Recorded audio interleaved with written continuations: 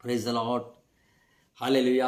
ಮೊದಲನೇದಾಗಿ ವಿಶ್ವದ ಒಡೆಯನಾದಂಥ ಜಗತ್ತಿನ ನಿರ್ಮಾಣಕನಂತ ಯೇಸು ಕ್ರಿಸ್ತನಿಗೆ ನಾನು ವಂದನೆ ಸಲ್ಲಿಸ್ತೇನೆ. ಮತ್ತೊಂದು ಆವರ್ತಿ ನಾನು ನಂಬುತ್ತೇನೆ ನೀವೆಲ್ಲರೂ ಚೆನ್ನಾಗಿದ್ದೀರಿ ಎಂಬುದಾಗಿ. ನಿಮಗೂ ಕೂಡ ಯೇಸು ಕ್ರಿಸ್ತನ ಮಧುರ ನಾಮದಲ್ಲಿ ನಾನು ವಂದಿಸ್ತೇನೆ. ಆತನ ಜೀವವುಳ್ಳಂಥ ವಾಕ್ಯ ನಾವು ಧ್ಯಾನಿಸೋಣ. ಯಾಕಂದರೆ ವಾಕ್ಯದಲ್ಲಿ ಜೀವ ಇದೆ. ವಾಕ್ಯ ನಮ್ಮನ್ನು ದಿನ ದಿನ ಅದು ಕಟ್ಟುತ್ತದೆ. ವಾಕ್ಯ ದಿನ ದಿನ ನಮ್ಮನ್ನು ಪರಿಶುದ್ಧಗೊಳಿಸ್ತದೆ. ವಾಕ್ಯ ದಿನ ದಿನ ನಮ್ಮನ್ನು ತಿದ್ದುತ್ತದೆ. ವಾಕ್ಯ ದಿನ ದಿನ ನಮ್ಮನ್ನು ಸತ್ಯದ ಮಾರ್ಗದಲ್ಲಿ ನಡೆಸ್ತದೆ. ಹಾಲೆಲೂಯಾ. ಆ ವಾಕ್ಯನೇ ಯೇಸು ಕ್ರಿಸ್ತನಾಗಿದ್ದಾನೆ. ಹಾಗಾಗಿ ಕರ್ತನ ವಾಕ್ಯವನ್ನು ಧ್ಯಾನಿಸೋಣ. ಅಪೊಸ್ತಲ ಕಾರ್ಯ 16ನೇ ಅಧ್ಯಾಯ 25ನೇ ವಚನದಲ್ಲಿ ನಾವು ನೋಡ್ತೇವೆ. ಅಲ್ಲಿ ಹೀಗೆ ಬರೆಯಲ್ಪಟ್ಟಿದೆ, ಪೌಲ ಸೀಲರು ಒಂದು ಸೇವೆದ ನಿಮಿತ್ತವಾಗಿ, ಕರ್ತನ ರಾಜ್ಯದ ನಿಮಿತ್ತವಾಗಿ ಅವರು ಜೈಲಿನಲ್ಲಿ ಬಂಧಿಸಲ್ಪಡ್ತಾರೆ. ಹಲ್ಲೆಲೂಯಾ. ನನ್ನ ಪ್ರಿಯ ಸಹೋದರಿ, ಅಂಥ ಒಂದು ಕಷ್ಟದ ಮಧ್ಯದಲ್ಲಿ, ಅಂಥ ಒಂದು ಭಯಂಕರವಾದಂಥ ಪರಿಸ್ಥಿತಿಯಲ್ಲಿ ಪೌಲ ಸೀಲರು ದೇವರನ್ನು ಅವರೇನು ಮಾಡ್ತಾರೆ, ಸ್ತುತಿ ಪದಗಳಿಂದ ಮತ್ತು ಅಲ್ಲಿ ಆರಾಧನೆ ಮಾಡ್ತಾರೆ. ಹಲ್ಲೆಲೂಯಾ. ನನ್ನ ಪ್ರಿಯ ಸಹೋದರಿ ನೋಡ್ರಿ, ಇಲ್ಲಿ ಕಷ್ಟ ಸಮಸ್ಯೆ ಬರುವಾಗ ನಾವು ದೇವರನ್ನು ಏನು ಮಾಡ್ತೇವೆ ಅಂತಂದರೆ ನಾವು ಅಲ್ಲಗಳಿದ್ದೇವೆ ಪ್ರಿಯರೇ. ಹಾಲೆಲೂಯಾ. ಆದರೆ ಇಲ್ಲಿ ಕಷ್ಟ ಸಮಸ್ಯೆಗಳ ಮಧ್ಯದಲ್ಲಿ ಪೌಲ ಸೀಲರು ಅವರು ದೇವರನ್ನು ಕೊಂಡಾಡ್ತಾ ಇದ್ದಾರೆ. ಇದು ಸಾಧ್ಯ ಆಗ್ತದ? ಒಂದು ವೇಳೆ ನಾವಾಗಲಿ ನೀವಾಗಲಿ ನಾವು ಒಂದು ವೇಳೆ ಆ ಸ್ಥಳದಲ್ಲಿ ನೀನು ಇರುವುದಾದರೆ ನಾವು ಏನು ಮಾಡ್ತಿದ್ದೇವೆ ಅಂದರೆ, ಕರ್ತನೇ, ನಿನ್ನ ರಾಜ್ಯದ ನಿಮಿತ್ತವಾಗಿ ನಾನು ಈ ಸೆರೆಮನೆಗೆ ಸೇರಿಸಲ್ಪಟ್ಟೆ, ನಿನ್ನ ನಿಮಿತ್ತವಾಗಿ, ಸುವಾರ್ತೆಯ ನಿಮಿತ್ತವಾಗಿ ನಾನು ಈ ಶಿಕ್ಷೆಯನ್ನು ಅನುಭವಿಸ್ತಾ ಇದ್ದೇನೆ ಅಂತ ಹೇಳಿ ನಾವು ದೇವರ ಮೇಲೆ ಗುಣಗುಟ್ಟು ನಮಗೆ ಇಲ್ಲಿಂದ ಯಾರು ಬಿಡಿಸ್ತಾರೆ?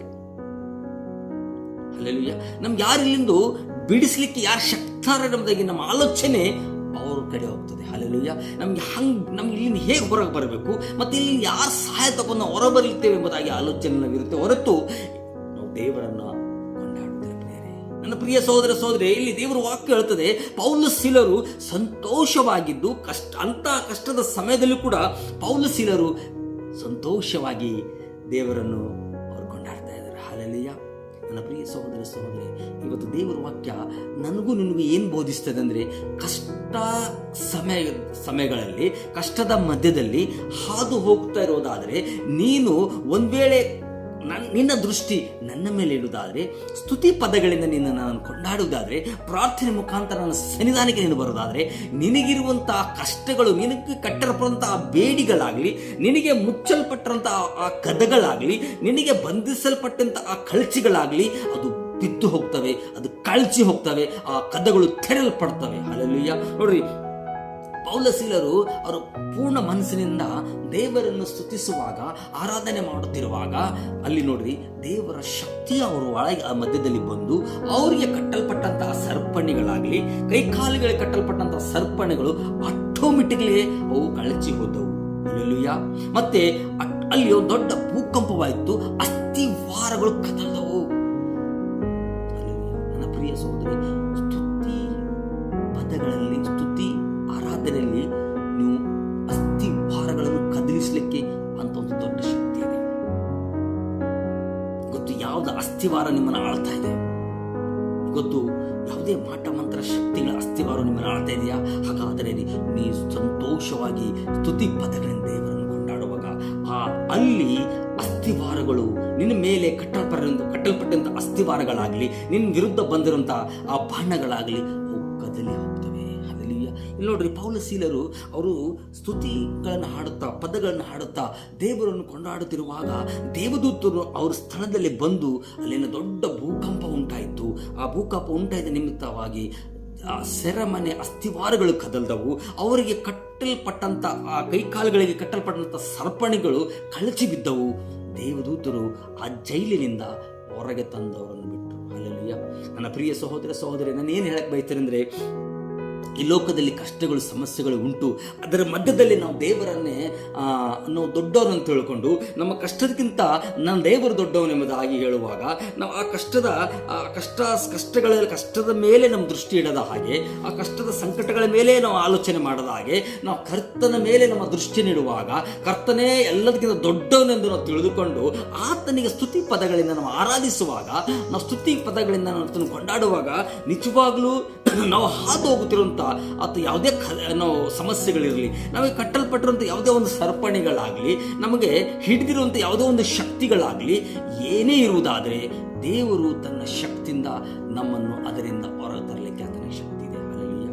ನೋಡ್ರಿ, ಪೌಲ ಸೀಲರವರು ಏನು ಮಾಡಲಿಲ್ಲ, ಬರೀ ದೇವರನ್ನು ಸ್ತುತಿಸ್ತಾ ಇದ್ರು, ದೇವರನ್ನು ಕೊಂಡಾಡ್ತಾ ಇದ್ರು. ಅವರ ಸ್ತುತಿ ಪದಗಳಿಂದ ದೇವರ ಮನಸ್ಸನ್ನು ಸಂತೋಷಪಡಿಸ್ತು. ಹಲ್ಲೆಲೂಯಾ. ಅವ್ರು ಮಾಡುವಂಥ ಆರಾಧನೆ, ಅವ್ರು ಮಾಡುವಂಥ ಸ್ತುತಿ ಯಜ್ಞ, ಅವ್ರು ಮಾಡುವಂಥ ಸ್ತುತಿ ಪದಗಳು, ಸ್ತುತಿ ಆರಾಧನೆ ದೇವರನ್ನು ಸಂತೋಷಪಡಿಸ್ತು.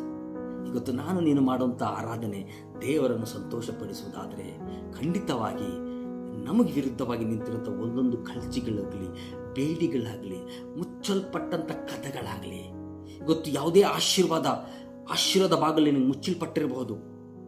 ಇವತ್ತು ನಿನ್ನ ಜೀವಿತದ ಯಾವುದೇ ಒಂದು ದೊಡ್ಡ ಆ ಒಂದು ಆಶೀರ್ವಾದ ನೀನು ಕಾಣ್ತಾ ಇಲ್ಲ ಇರ್ಬೋದು.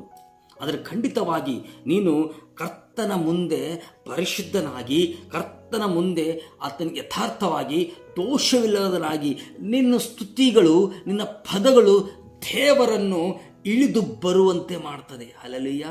ಶದ್ರಕ್, ಮೇಷಕ್, ಅಬೇದ್ನೆಗೋ ಅವರ ಒಂದು ನಿರ್ಧಾರ, ಅವರ ಒಂದು ದೇವರಲ್ಲಿಟ್ಟಂಥ ಪ್ರೀತಿ, ದೇವರಲ್ಲಿದ್ದಂಥ ಆ ಒಂದು ಪ್ರೀತಿಯ ನಿಮಿತ್ತವಾಗಿ ದೇವರು ಅವರ ನಿರ್ಧಾರವನ್ನು ನೋಡಿ, ದೇವರ ಮೇಲಿಟ್ಟಂಥ ಆ ಪ್ರೀತಿ ನೋಡಿ, ದೇವರ ಮೇಲಿಟ್ಟಂಥ ಆ ಗೌರವ ನೋಡಿ, ದೇವರು ಆ ಬೆಂಕಿಯ ಮಧ್ಯದಲ್ಲಿ ಶದ್ರಕ್, ಮೇಷಕ್, ಅಬೇದ್ನೆಗೋ ಮಧ್ಯದಲ್ಲಿ ದೇವರು ಇಳಿದು ಬಂದರು. ಪ್ರಿಯರೇ, ಹಲ್ಲೆಲೂಯಾ. ನನ್ನ ಪ್ರಿಯ ಸಹೋದರ ಸಹೋದರಿ, ಕಷ್ಟಗಳು, ಸಮಸ್ಯೆಗಳು ಬಂದೇ ಬರ್ತವೆ. ಆದರೆ ಅದರ ಮಧ್ಯದಲ್ಲಿ ನನ್ನ ದೇವರಿಗಾಗಿ ನಾನು ಜೀವಿಸ್ತೇನೆ, ನನ್ನ ದೇವರಿಗಾಗಿ ನಾನು ಇರುತ್ತೇನೆ ಎಂಬುದಾಗಿ ನೀವು ನಿರ್ಧಾರ ಮಾಡುವಾಗ ಖಂಡಿತವಾಗಿ ದೇವರು ನಿನ್ನ ಕಷ್ಟದ ಮಧ್ಯದಲ್ಲಿ ಇಳಿದು ಬಂದು